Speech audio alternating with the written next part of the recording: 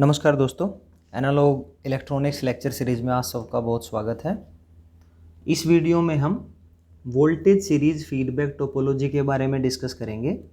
तो voltage series feedback अगर ऐसा लिखा है तो इस फर्स्ट जो वोल्टेज है, पहले वोल्टेज हो या करंट हो, इसका मतलब है कि वो सैम्पलर की बात कर रहा है।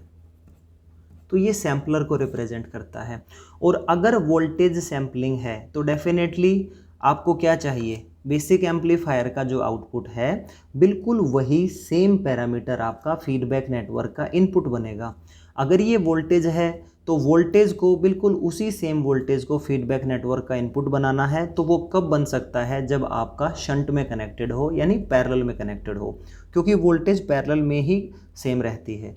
तो जो शंट है ये आपका वोल्टेज है, ये आपका सैम्पलर होता है और उस सैम्पलर में जो टाइप ऑफ कनेक्शन है वो 100% आपका शंट होगा।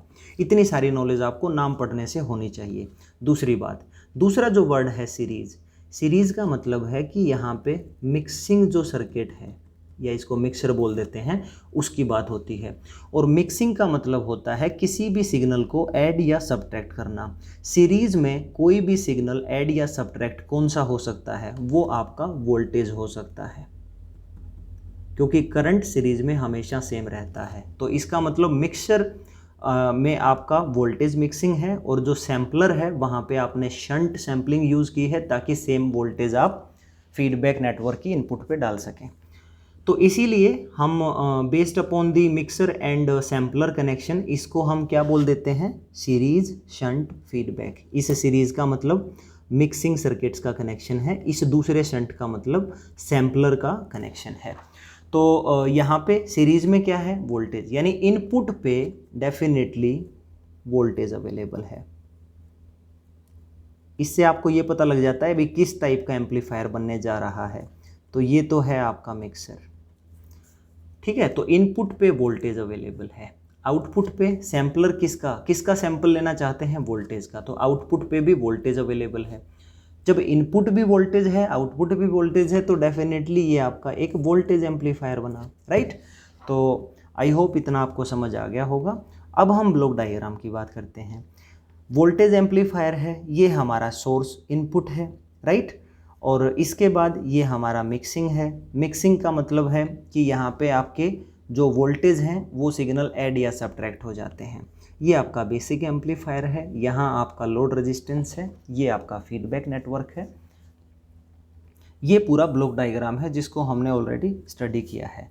अब आगे हम चाहते हैं कि इस ब्लॉक डायग्राम को सर्किट डायग्राम में कन्वर्ट किया जाए। तो सबसे पहले आप ये देखिए, वोल्टेज एम्पलीफायर का, बेसिक एम्पलीफायर का जो सर्किट है वो ड्रॉ कर लीजिए। वो कैसे ड्रॉ होता है, पहले सिर्फ वो ड्रॉ करिए ताकि आपको सब कुछ समझ आ सके। तो इनपुट रेजिस्टेंस मैंने यहाँ रिप्रेजेंट किया और यहाँ पे आने वाला जो करंट है वो मेरा इनपुट करंट होगा, ठीक है। और इस रेजिस्टेंस के अक्रॉस जो पोटेंशियल है वो पोटेंशियल मेरा कहलाएगा V इनपुट पोटेंशियल। और इसके बाद आउटपुट साइड पे क्या होगा, वोल्टेज एम्पलीफायर है तो ये गेन से मल्टीप्लाई होगा और इनपुट में आपका डेफिनेटली इनपुट वोल्टेज रहेगा V इन, और यहाँ पे एक रेजिस्टेंस होगा, output resistance, that is R0।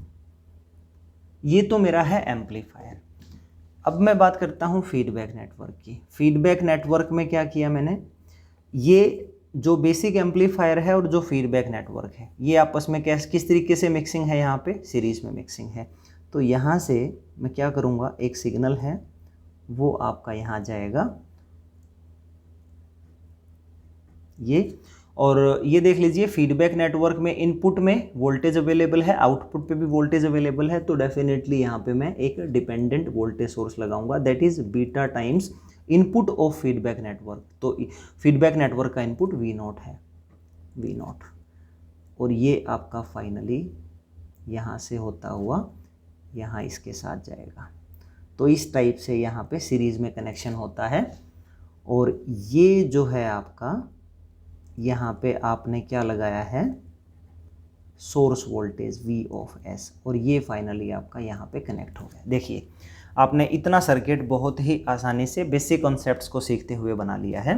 अब इसके बाद यहाँ बात करते हैं, यहाँ पे बेसिक एम्पलीफायर की आउटपुट है वो एक रेजिस्टेंस कनेक्टेड है RL, तो यहाँ पे एक रेजिस्टेंस मैंने कनेक्ट कर दिया RL, राइट।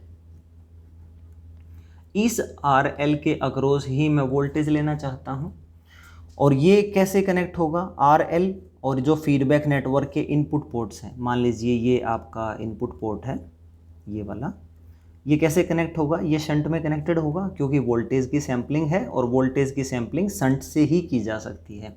शंट का मतलब है कि आपका ये जो पॉइंट है ये फीडबैक नेटवर्क के ऊपर वाले पॉइंट के साथ कनेक्ट होगा और ये जो पॉइंट है ये नीचे वाले पॉइंट्स के साथ कनेक्ट होगा, राइट।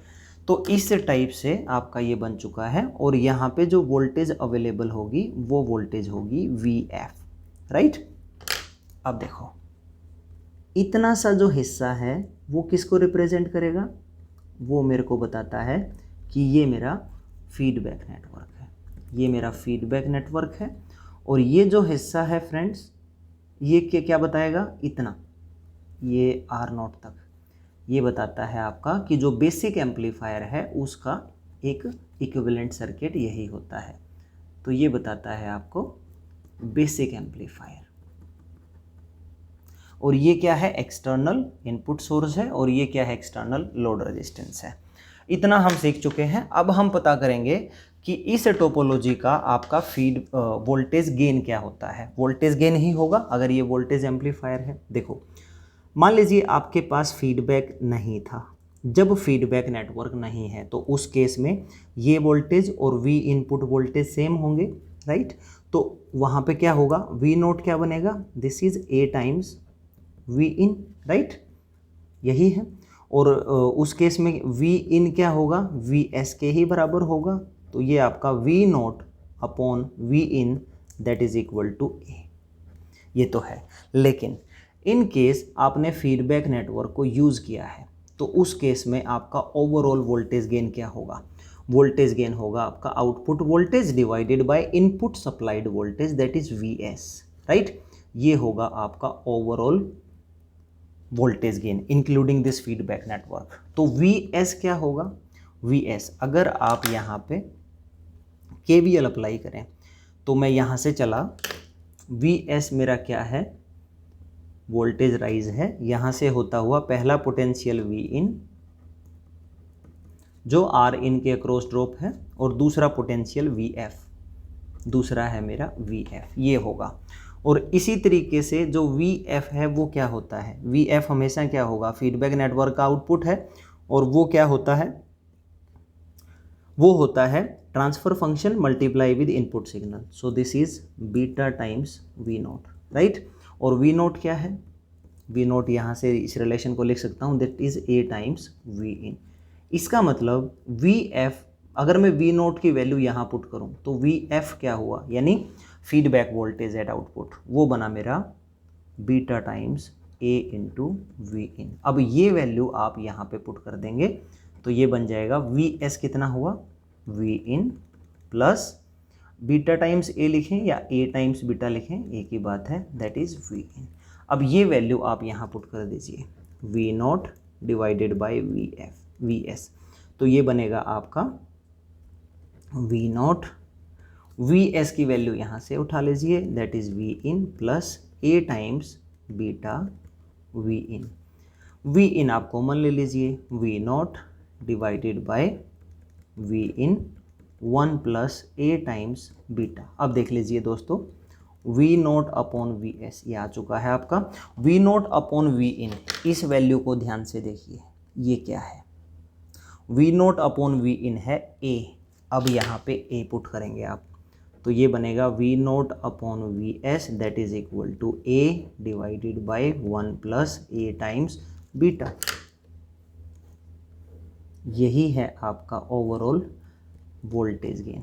अब देखो इससे क्या समझ आया, जब आपने फीडबैक यूज़ नहीं किया था तो वोल्टेज गेन A था, लेकिन जब आप फीडबैक नेटवर्क को यूज़ करोगे, voltage series feedback topology use करोगे तो इसमें ओवरऑल जो वोल्टेज गेन है पहले के कंपैरिजन में काफ़ी कम हो गया है, 1 plus A times beta factor से डिक्रीज़ हो गया है।